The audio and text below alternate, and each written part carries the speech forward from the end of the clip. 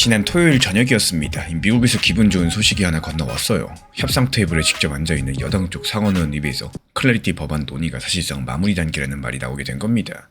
어제 영상에서 그 얘기 전달드렸었죠. 근데 딱 이틀 지난 오늘 시점에서 갑자기 외신 헤드라인이 바뀌어버렸습니다. 트럼프 이해충돌 논란으로 인해가지고 이번 주에 통과가 불확실하다.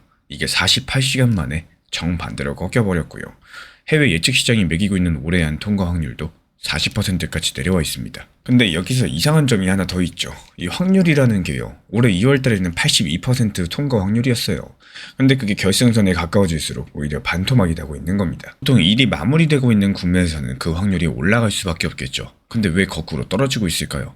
이 낙관하는 쪽도 협상 당사자고 비관하는 쪽도 협상 당사자입니다.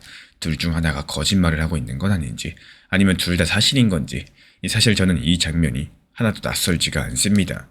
왜냐면 우리가 이미 이 영화를 한번 봤었거든요. 시계를 딱 14개월 전으로 돌려보겠습니다. 2025년 5월 8일 미국의 상원, 그날 표결에 오른 거는 스테이블코인법, 그러니까 작년 여름에 대통령 서명까지 끝난 바로 그 법이었습니다. 이 결과가 어땠느냐? 찬성 48, 반대 49, 부결이었는데요. 60명이 동의해야지 넘어가는 절차 문턱에서 미끄러졌다는 거고, 근데 부결된 이유가 뭐였느냐?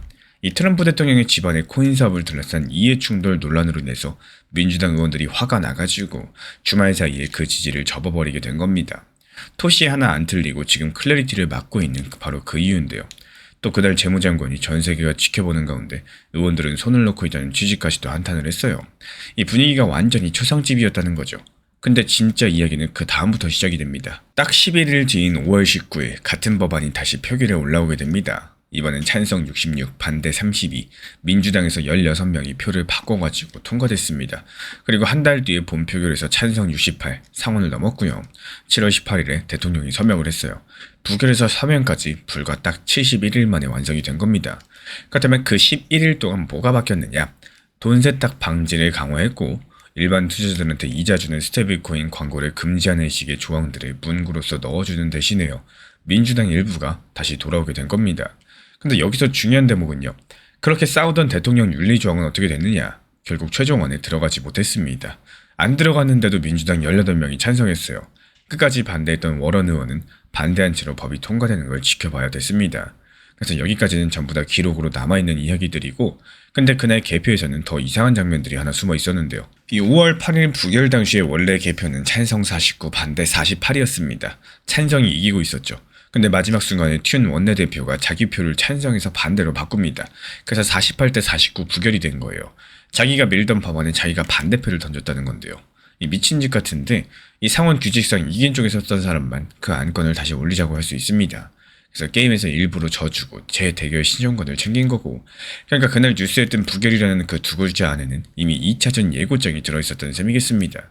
이 규칙 하나를 알고 나면은 이번 주 뉴스를 읽는 눈 자체가 완전히 달라지게 되실 텐데요. 이제 지금 상황에 한번 겹쳐보겠습니다. 작년 5월 당시 이탈했다가 11일 만에 돌아온 이름들이 갤러고, 길리브랜드, 알소브룩스, 워너 같은 의원들입니다.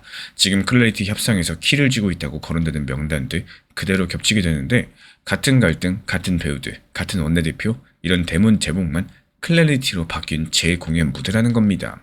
그리고 민주당이 요구하는 것도 법안을 버리자는 게 아니에요. 선출직 공직자가 코인을 발행하거나 홍보하는 걸 막는 조항, 그 문구 하나를 넣자는 겁니다. 이 지점에서 지난주 목요일 워런 의원이 백악관에 편지를 하나 보내게 되는데요. 올해 1월달부터 7월달까지 대통령의 코인 수익들, 이번 주 목요일인 7월 23일까지 스스로 공개하라는 요구였습니다. 여기서 재밌는 거는 법에 정해진 제출기한은 내년 5월이죠. 근데 법적으로도 안 내도 그만인 그 요구를 하필 표결이 거론되는 주간 한복판에 날짜까지 박아서 던지게 된 거예요. 지금부터 한 문장은 뉴스가 아니라 제 짐작입니다. 공개하면 그 숫자가 헤드라인이 될 거고, 거부하면 숨긴다는 게 헤드라인이 됩니다. 어느 쪽이든지 간에 표결 직전에 기사가 만들어지는 구조라는 건데, 참고로 트럼프 집안 같은 경우는 이미 1년에 2조 원이 넘는 코인 수익을 공시한 상태고요. 대통령 본인은 이달 초에 불법도 없고 잘못도 없다라고 딱 잘라 말을 했습니다. 그럼 아까 그 확률 반토막의 정체도 다시 보이게 되겠죠. 82에서 40으로 떨어진 거는 시장이 절망해서라기보다는 시간의 산수에 가깝습니다. 올해 아니라는 시간이 사실상 8월달 휴회 전에 몇 주로 좁혀지게 되면서 이 가을에 다시 해보자는 카드가 지워지게 된 거예요. 확률이 찍고 있는 거는 통과 못한다가 아니라 남은 시간이 짧다 쪽에 가깝다는 게 저의 읽기인데요. 그러면 이번 주에 우리가 실제로 뭘 보면 될까요? 먼저 지금에 대한 판 정리부터 드리자면은 지난주 목요일 백악관 단판 다음 날에 여당이 수정 문안을 공개를 했습니다. 근데 보도를 살펴보면은 거기에 윤리 조항이 빠져있기 때문에 아직까지 민주당 지지를 한 명도 못 붙였다는 얘기까지 나와요. 남은 쟁점은 딱 두 가지겠죠. 윤리 조항, 그리고 지난번 은행들 편지 영상에서 다뤘던 스테이블코인 이자 문구.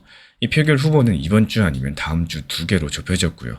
원내대표는 8월달 휴회 전에, 보도상으로는 늦어도 8월 10일 전에는 표결하겠다, 이런 공언을 유지 중에 있습니다. 그래서 첫 번째 표지판은 한국 시간 화요일, 그리고 수요일 새벽에 나오는 상원 일정표인데요.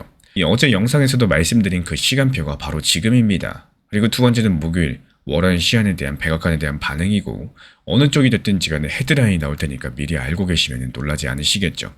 이어지는 세 번째로는요, 이번 주는 달력이 겹칩니다. 이 화요일 밤 미국의 고용지표, 그리고 목요일 밤 유럽의 금리 결정, 금요일 밤 경기 지표까지도 줄줄이 존재하고 있기 때문에 이 가격이 흔들려도 법안 탓인지 지표 탓인지 원인부터 구분하고 판단을 하셔야 되겠죠. 그리고 여기서 제일 중요한 거, 만약에 며칠 안에 부결속보가 뜨면요, 그때 볼 거는 낙폭이 아니라 딱 두 가지입니다. 이 튠이 자기 표를 바꿨는가, 그리고 휴회 전에 재표결 일정이 잡히는가.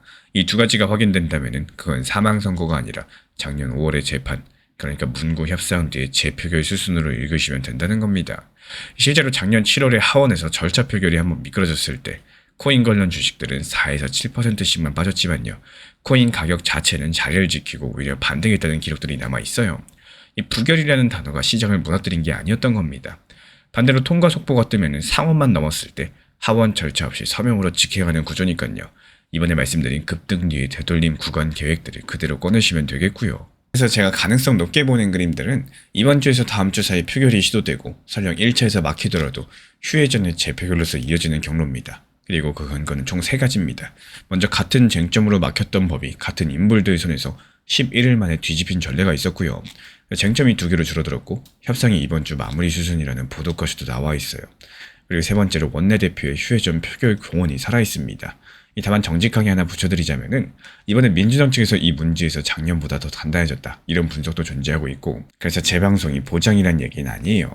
제 그림이 틀렸다는 걸 알려줄 경고 등도 3개 정도 걸어두도록 하겠습니다. 이 부결 뒤에 튠이 표를 안 바꾸고 끝내는 경우, 재표결 일정 없이 그대로 휴회에 들어가는 경우, 그리고 협상파 의원들 입에서 가을에 다시 보자라는 말이 공개적으로 나오는 경우들, 이 셋 중에 하나라도 켜지게 된다. 그때는 저도 가을 연기 쪽으로 그림을 내리도록 하겠습니다. 이 통과 불확실이라는 오늘 헤드라인의 원형은요, 작년 5월 당시 이미 한번 상영이 됐었고, 그 당시 부결은 71일 뒤 대통령 서명으로 끝났습니다. 그렇다면 이번 주 진짜 신호는 기사 제목이 아니라 화요일 수요일 새벽에 상원 일정표, 그리고 만에 하나 부결이 나올 경우에 튠의 표랑 재표결 일정입니다. 이 지표 발표까지도 겹치는 한 주니까요, 가격이 움직이더라도 이후부터 확인하고 움직이셔도 늦지가 않습니다. 그런데 진짜로 며칠 안에 부결 속보가 뜨게 된다면 우리 구독자분들께서 손은 매도 버튼, 매수 버튼 중에 어느 쪽으로 갈 것 같으십니까? 이 표결 결과가 나오는 날 밤에 그 답을 저랑 같이 맞춰보도록 하겠습니다. 지난 폭락장에서 XRP 1830원 그리고 1900원서 이렇게 두 차례 분할 매수 들어갔던 물량들, 이번에 2200원 단기 매도하면서 깔끔하게 나왔죠. 추가적인 매수 매도 타점 속보로서 받아보고 싶으신 분들께서는 현재 보이는 번호로 연락 주시거나 댓글창 링크 통해서 신청 주시면 확인되는 대로 입장 드리겠습니다. 리플 XRP 투자에 있어서 이제는 투트랙 전략이 반드시 필요해지고 있습니다. 무턱대고 몰빵하거나 반대로 또 손 놓고 기다리는 시대는 끝났어요. 첫 번째 트랙은 매달 분할 매수하시면서 시장이 빠지든 말든 일정 비중으로서 리플을 꾸준히 모아 나가시는 겁니다. 이거는 시간과 리스크를 분산할 수 있는 가장 효율적인 전략인 거고, 그리고 두 번째 트랙은 남은 현금 비중으로 알트코인 단타로서 굴려나갑니다. 수익이 나면은 그거를 다시 리플에 재투자하시면 되는 거고, 이게 바로 수익을 만드는 순환 매수 전략이 되실 거예요. 그런데 여기서 중요한 거는 단타 하실 때 조심하셔야 되는 거예요. 단타 매매 중독되면 끝장입니다. 이 매매 중독을 절대 조심하셔야 되는 거고, 예를 들어 가지고 시장이 과열인데도 지금 아니면 기회가 없다, 이런 조급한 생각에 RSI 지표가 이미 고점인데도 불안해서 또 들어가고 결국에 수익은커녕 손실만 쌓이게 되실 겁니다. 그래서 저희 채널 차원에서는 한 가지 원칙이 있습니다. 확률이 높은 날만 진입을 하세요. 그리고 시장 전체가 과매도 구간일 때, 비트코인 기준 RSI가 바닥을 찍을 때, 그때 알트코인 중에서 최근 거래량이 급등한 종목이 과매도의 경우 MACD, 볼린저 밴드, 이동평균선과 일목균형표 참고해서 신중하게 매수 진입 타점 들어갑니다. 그리고 그 외에는 아예 매매를 쉬는 날도 반드시 있어야지 진짜 단타인 거고, 그렇다면 이걸 어떻게 구별할 수 있는지 궁금하실 거예요. 여기서 챗 GPT가 등장을 합니다. 저희는 챗 GPT를 단순한 도구로 쓰지 않습니다. GPT한테 오늘 확률 높은 진입 타이밍이냐 이렇게 물어볼 수 있게 맞춤 프롬프트를 사용을 하는데요. 그리고 그 결과에 저의 실전 매매 노하우 30%를 덧붙여가지고 GPT 시그널을 보완합니다. 어떻게 하는지 궁금하신 분들 GPT 검색력과 활용 전략을 이용해가지고 이 두 가지를 한 방에 알려드리고 있습니다. 현재 보이시는 번호로서 리플 단타라고 문자 남겨주세요. 지금 이 영상 보신 분들에게만 오픈합니다. 그냥 GPT 쓰는 법이 아니라 투자로 연결되는 GPT 사용법 지금 바로 알려드리도록 하겠습니다.